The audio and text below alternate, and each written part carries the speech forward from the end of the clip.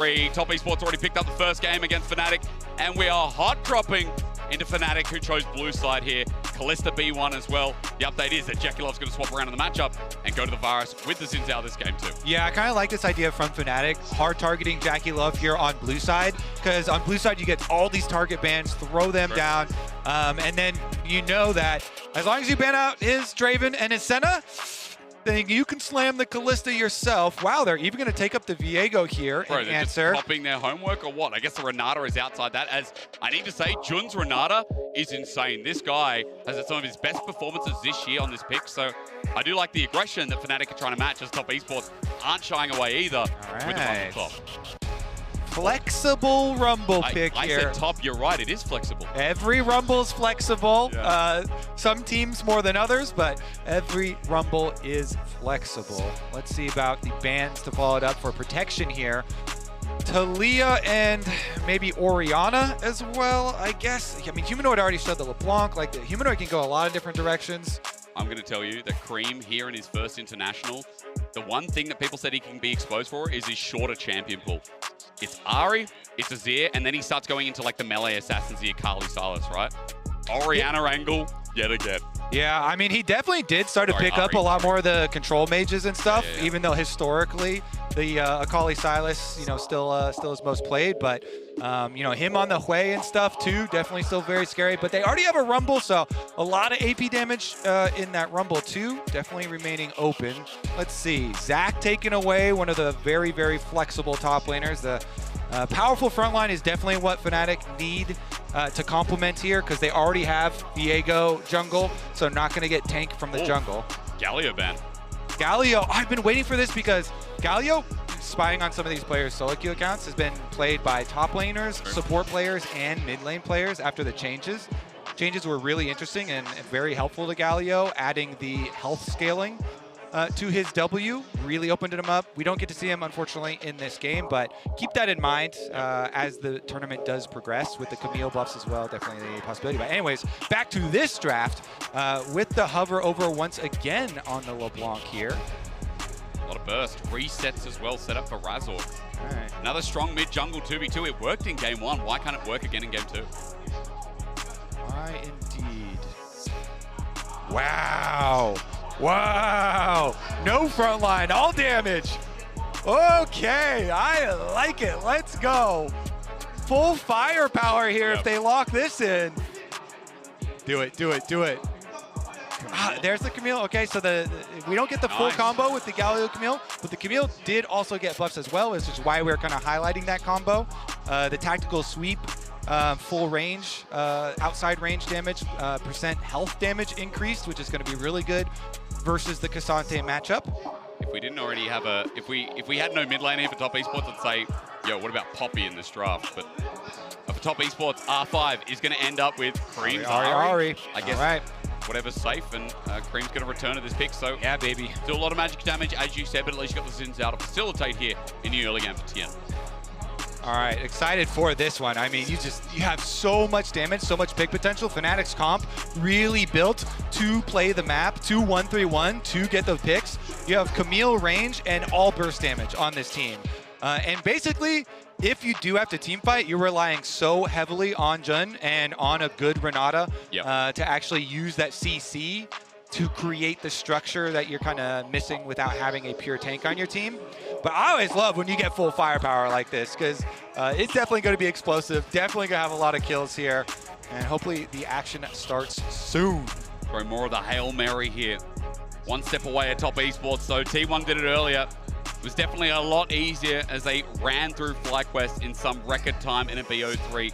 Game 1 for Top Esports, a different beast. It was to and fro a lot. It was Humanoid carrying the weight of his team, thanks to Razork early as well. But Jackie.Love was too much of a beast on this Lucian. This game he moves Tavares. This game, Noah and Jun have a very strong 2v2. And they're not sitting back and waiting for scaling with Aphelios Lulu. I like the adaptation here, Kobe. That Noah and Jun like, hey, we've been a strong 2v2 in the LEC. We've been strong coming through playoffs as well. Why can't we do that against Jackie.Love and Mako? Why can't we throw a spanner into the works and at least test their waters here? It feels like Fnatic are doing that all over the map, but I just love, again, this adaptation to push the tempo and really get this map moving early for Fnatic, even more so than game 1. Oh, let's get it. All right, we get some Camille onto the Rift with the buffs. And in the hands of Oscar, can they get some kills? Oftentimes, too, when you have a Camille option like this, you're also looking at possible pincer plays towards jungle. Xin Zhao is notorious for having a very good team fight because of the ultimate. Yep. But in skirmishes, definitely has some liabilities if you're looking at solo laners like Camille and LeBlanc with possibilities of picking them off, locking them down. So you have to be very careful with your positioning, especially when you're around the solo lanes at that point. Of course, he does have offensive solo lanes himself and offensive setups with both Cream and 369. I want to point out, though, for 369, second game in a row here for the Cassante, Oscar Rinnan, to use the word merchant, which has been thrown around. Yeah, thanks. I guess Cadril gets most credit for that. I feel like people in the 600s would get it because they were the merchants, you know? Like, people that buy and sell probably get full respect. But is Cadril the merchant? He could be the merchant. Trying to sell merchants to us? Taking away Cassante from Oscar Rinnan, I mean, this guy played it consistently over and over. I think it's a really key takeaway that 369 is priority picking this. Instead of looking for a counter pick himself, he's happy to play a take matchup no matter what into. And Oscar Rinnan is forced on something that, again, can be a little bit more volatile. So, yeah. Kobe, we've got fun lanes to watch. Mid, top, like, even the 2v2. I really am super excited to watch the top lane, so because we get to see some of this Camille and see those buffs in action. That's right. The W buff, the Q buff. See what Oscar can do, especially because coming into this series, I'd say most people were looking at top lane as one of the biggest mismatches here. With 369, a lot of people on that 369 train of best top laner in the world even. Yeah. And Oscar definitely having some matches where he was looking quite lost. 369 in his interview, he said after watching Fnatic's game, he hopes that Oscar's not afraid of him. Okay. If you're going to do the Camille pick, I think he's saying he's not afraid. Feeling better. Yeah. Oscar struggled. Winter playoffs beyond. This guy really struggled in Fnatic, I think, being one of the weakest points, especially when the bottom lanes are leveling up so much in the mid jungle. Did what they did in game number 1, you could see. We'll have to see again, giving volatility to the match up top while Tien now going for an invade himself. He's cleared his camps. Razork is just doing a standard path down. And Kobe, Tien's going to get in his face. He is. He is also going to walk over this ward, defensive ward here from Razork. So Razork is going to be able to pull back. Mini Krugs are very, very important. There's a lot of gold in those. That's a red buff. He stacks up the Q, though, looking for a knock-up onto Razork. Smite advantage, but what matters is bottom lanes. Yep. Looks like bottom lane for Fnatic calls it off. They say, hey, we're not going to be able to come over and support you, so just give it up. And Tien will successfully steal the red on the invade here. And Razork going to go try and trade and at least get his top Scuttle Crab, allowing Tien the bottom side of the map. You know, I was talking about the strong 2v2 at Noah and Jun. Historically, what we've seen Kalista at Renata.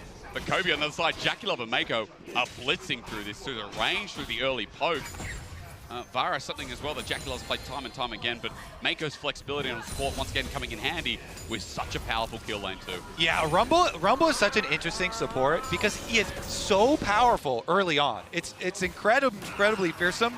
If the supports are good at managing their heat especially. Yep. These harpoons are so annoying early on. The poke damage, his shield is quite a low cooldown, so you'll see him using it to try and get in there for some of that harassment.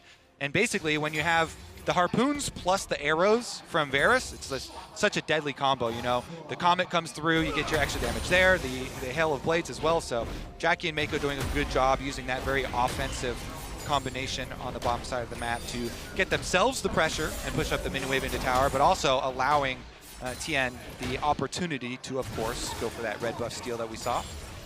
Maybe even lead to something a little bit later as well. He's pathing topside for the time being as top esports feel comfortable. Maybe knowing a little bit too much information because Razork must have been spotted on his cross up top as Cream could be in trouble. There's a flash commit from Humanoid again on top of Cream who has no ulti.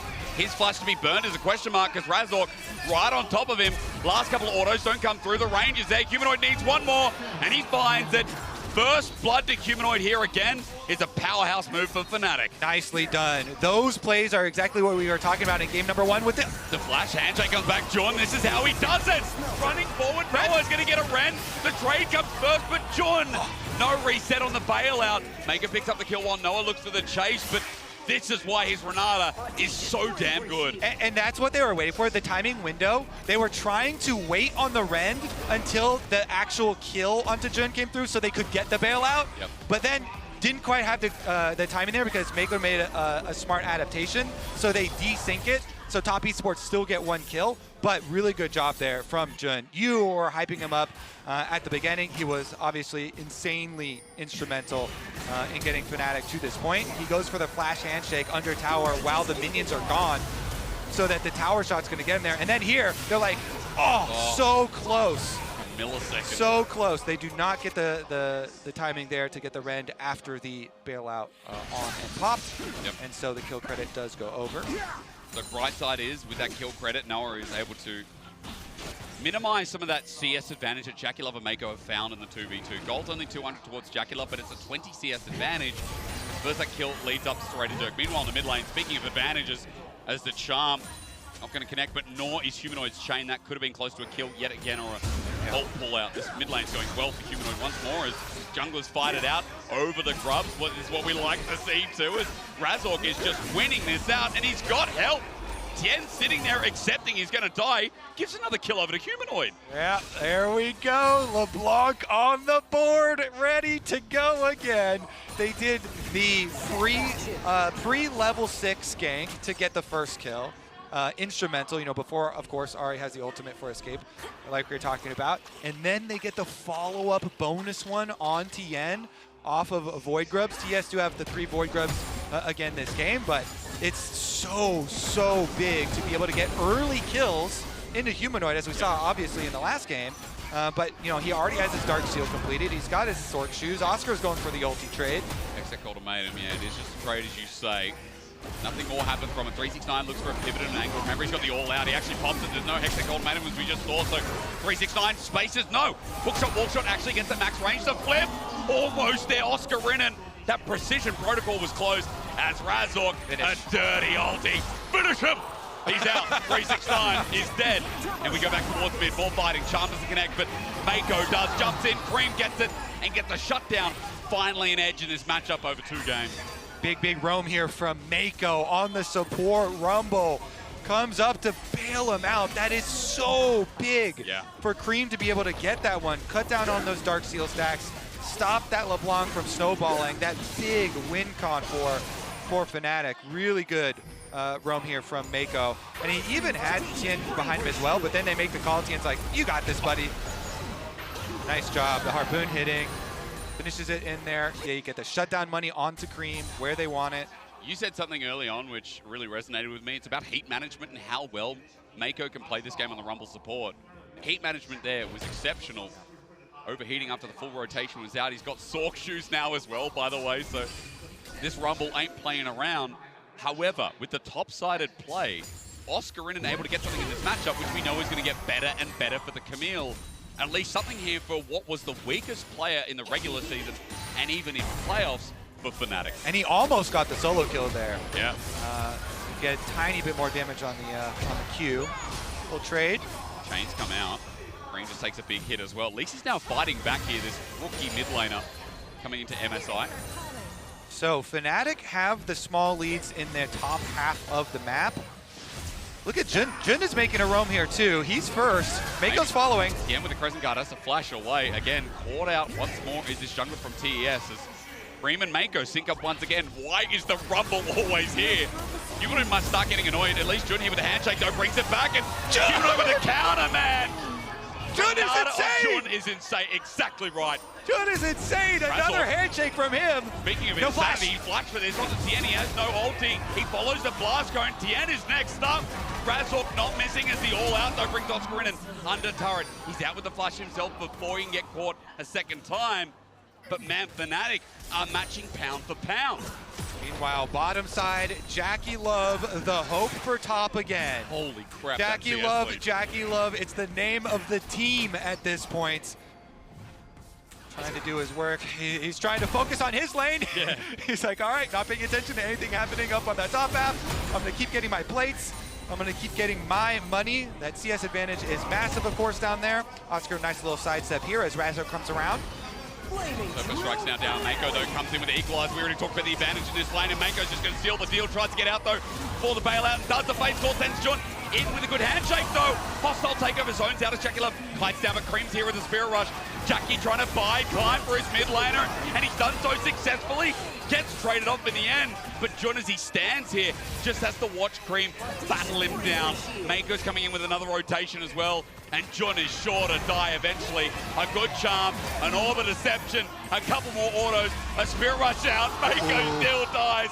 We're getting clumsy here as Top Esports continue to play out, and Cream finally gets the TP come through as well. And here we go, round 17 in the series. Humanoid with a chain out, Tien with a crescent guard, but inside the LeBlanc, the damage is already done. Noah tries to follow this out as another TP from Oscar and brings it in, and Tien is now dead. What we expected as Cream runs through his life, well, Humanoid wants more. Might be one of those Tien moments you were talking about where I was warning against with these types of mid laners. If you don't have flash on Xin Zhao, you are a liability to get picked up. The blood continues. Mako just shredded down. Humanoid again, man. I tell you what, a shrine from Marek Brazda. People that are LEC fans, start building it now. Thank you, Freak, for the LeBlanc buffs on the patch. He wants the West to succeed. Back in action here. Let's take a look. This is the kind of the beginning of the reel. Mako and Jackie Love doing everything they can to carry this game. They're the only part of top that was ahead, and then they get a little bit deep here, and Humanoid's able to get the shutdown on Jackie Love.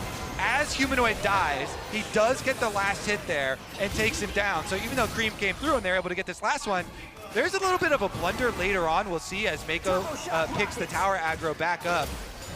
Let's see about it. It's right here. Oh, no. Yeah. Just as he walked right back in, it reacquired right on the reacquiring timer. Scorch, you reckon?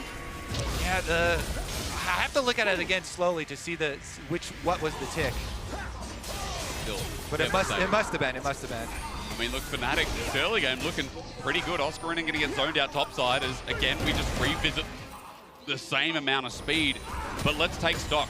It's a Dragon for Top Esports in the early game. They're behind 2,000 gold, but 30 seconds until we see what happens through that bottom side. And for Fnatic, it seems like right now they have a lot of setup here with pings getting spammed down and Razok now moving into position. And they want this pace. The Fnatic comp, with all of this damage, they want to start cracking these side lanes so they can get some more room to play with too, so they can make the most of their picks. This team is just all about these picks, you know, the Camille, the LeBlanc, the Viego here. So let's see, Dragon coming up soon. They should be able to calm it down and take that objective first. Then you will have an even split on those 3-3 Void Grubs and an even split on the 1-1 Dragons as well. Humanoid, though, once again, the point of power for Fnatic. Yeah.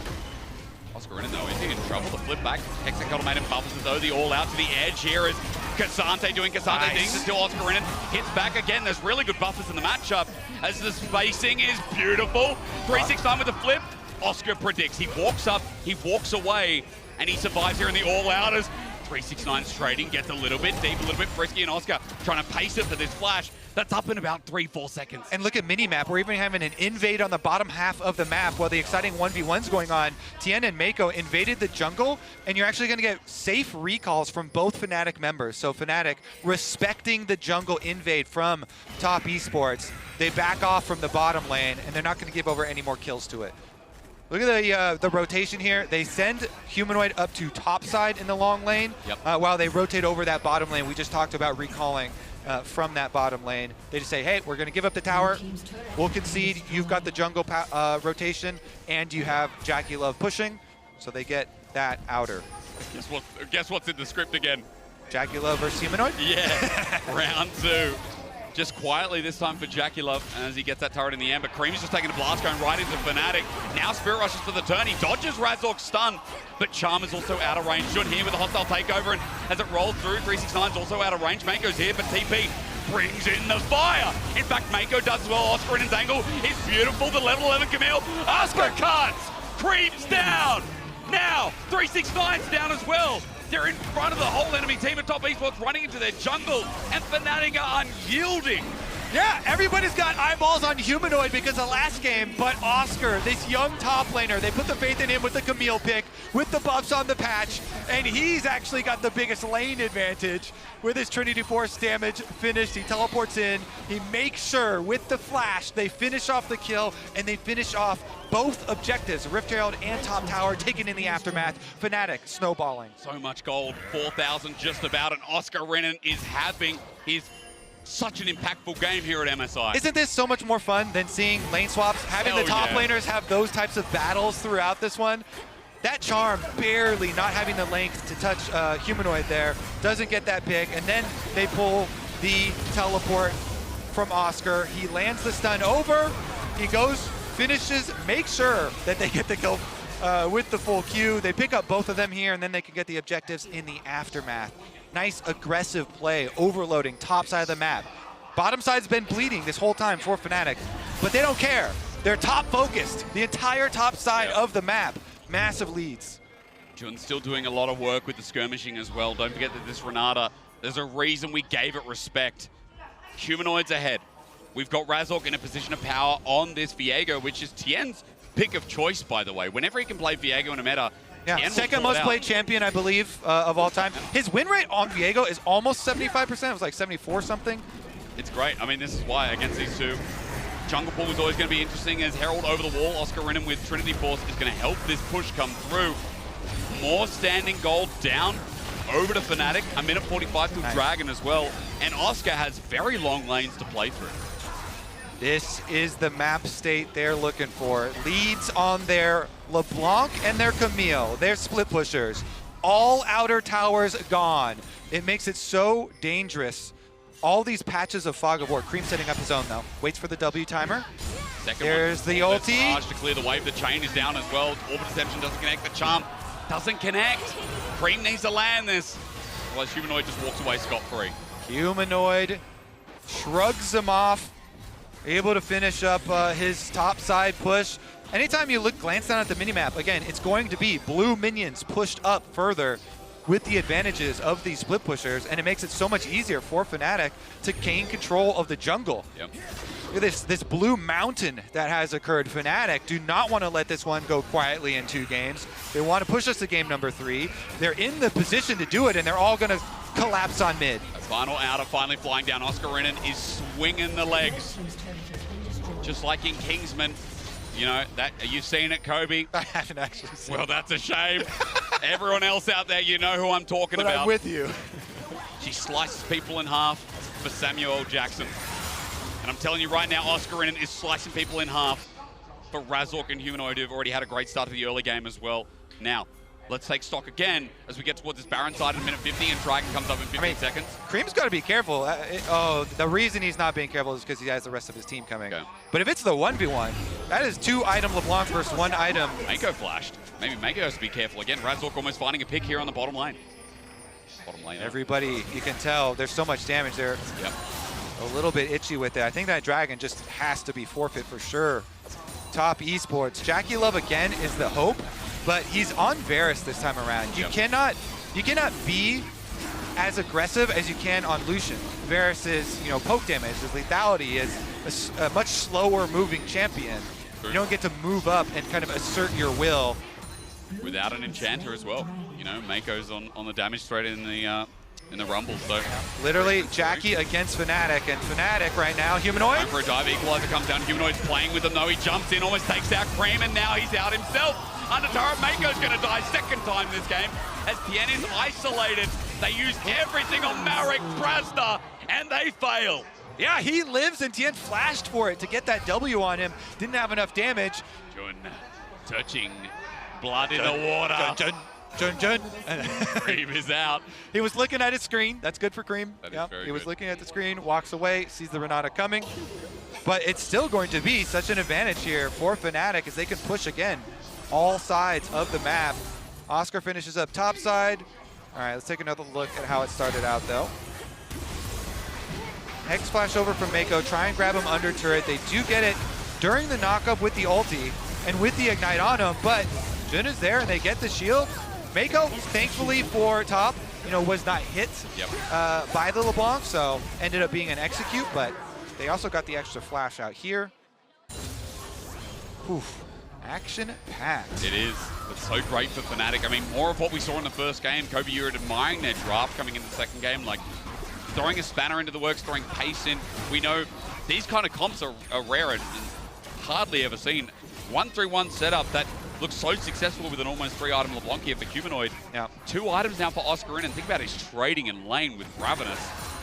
369 is going to start struggling more and more, and for Oscar Rinnan, he's done so well at mitigating any pressure that's come his way this game as well. Yeah, and especially if like Jackie is kind of the hero of top esports, Fnatic are built with so many threats for a low mobility carry like that. But all in comes through, hostile takeover. Razork might be caught out. The bailout is there, but they need to find TM. Razork won't get the reset. Oscar Rinnan goes deep as well. Fnatic, what are you doing? They've flashed on away. Oscar Rinnan tries to shut down. When EU has hope, when it starts with success, it may still end in failure. All right, Jackie gets the shutdown. Top esports answering that bit of aggression, defending their own jungle. I want to see the beginning of it again and how Razork actually gets kind of locked down there. Let's see, because, I mean, I guess then you're kind of accelerating towards the Muramana for Jackie. They popped his shield off. Then he went for the stun. The flash from Jackie. Yeah, Razork ulted in, but Jackie had already flashed to gain the distance. And then they got the pincer here. Tien immediately went in. He survives because he has the Xin Zhao ultimate. Yeah, nice teleport reaction there from 369 too. Top, as soon as you give them that opportunity, they turn around and they do punish you. So as much of a lead as Fnatic were building, as much momentum as they were building, they do have to be fairly careful here. And this is why, you know, again, to quote what Emily's been talking about, the mid-game macro, if you look at only finals alone from top esports, you wouldn't think them a very intelligent team, but you start seeing plays a bit like this game. Their counter punches and how they can react to pressure. For top esports, it's things like those TP plays from 369 that make him so good at skirmishing and team fighting along with his original organization. And also, Fnatic has gotten a lot of leads that have gotten away from them, so... it's a bit of column A, column B. They definitely get brimming with confidence at points, so we'll see about some stabilization here. You reckon it was the Shocks clip that put it down here? I don't know, maybe you who just brought it up. Well, you literally said the line. Yeah, like, but it was already said on a minute ago. Yeah. Surely, if I jinx it, then that has got to unjinx it, right? All right. Well, let's see, because Jackie close to transforming for Muramana to have his true 3-item power spike. On the top side, Tien and 369 fishing around, but Oscar easily able to evade. Not going to step up too far. And basically top are still looking for, you defend your jungle and you try and wait for another one of these opportunities where someone steps a little bit too far forward because they have the lead, then you punish. So if you can close the door, if you can punish on someone who oversteps, then you can kind of work your way back into it. But they don't really get to be the ones being the first movers because Fnatic still retains such a good split pushing advantage here. And they can get the move first again. Yeah. Whenever you push up a side lane like this, like the pseudo vision of the minions, I mean, it's not even pseudo, it's real vision until the minions die. But them pushing up in the lanes and your enemies having to go catch those is kind of like you know, them dealing with housework while you get to go have fun and set up for your objective first. Even you minions were just like, I don't know, servants. It's rough. That's a reality of what they do. Humanoid peeking around. Reality of his damage shown there as well. Proof in the pudding while 369 comes on in. I mean, got setting full up vision. This dragon. All right, Fnatic, full vision. They've got the poke. Humanoid. Jumps in, does good damage, does double sigil though, so Mirage is down for a little bit here as Jackie Love runs in with the rest of the team. The hostile takeover though, John! Again, this man on this pick is huge, but they haven't done the damage. Equalizer out while 369 gets to the back line, but enables a reset for Razork. Step 1 is down. Step 2 comes with Oscar in, who almost overchases. The top esports are zoned off this dragon, and John's ultis are a thing to be admired. And Champ Select, when we were saying, oh, if they team fight, then it's going to all rely on the CC from Renata, from Jun.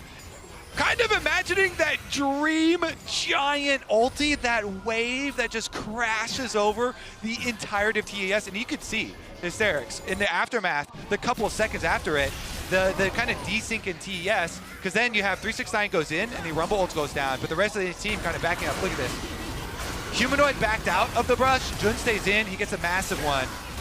And then even with Tien popping up his ulti there and them trying to go backwards, 369 in, so they get over the other side of the Rumble ultimate, and Fnatic with that kill, grab the dragon. That will be soul point for them. Oh, doesn't see them. Sneaky movement from top esports. They move up, so Jun thinks he's safe. He's walking in. He's going to be targeted out. He flashes away. The handshake's good, but Jackie Love now frontlining. Heals away too, but the all-in from Razork is going to find him. Jackie's down. It's a reverse of game one as Humanoid gets to play the cleanup duty. EU believes, and in game two, top esports are faltering. Jun is crazy, man. He's... Okay, Oscar gonna finish? It's also crazy as well, it seems. Jumping on the cream, it's another kill, and now Baron is as easy as that. It's like, you know what? We've got no real tank face checkers on our team. I've got Flash, and I've got the support shield item. I'll just do it myself. He's got his finger on the Flash, ready, knowing that there's a huge possibility there in the brush. He does flash back, he hits the handshake on the exit, allows Fnatic the chase downs. They get the Baron afterwards. Now Humanoid goes down to collect bottom side. That one's going to be the game breaker. Now it's really just going to explode here. With Baron buff for the 1-3-1 split push team, Fnatic have so much power right now to push us to a game 3. Jun knows. He's kind of expecting it. He hits it. Oh my, it's just so good. He popping the spell shield, landing the handshake as he exits. With the rest of the Fnatic there, they immediately teleport on his play.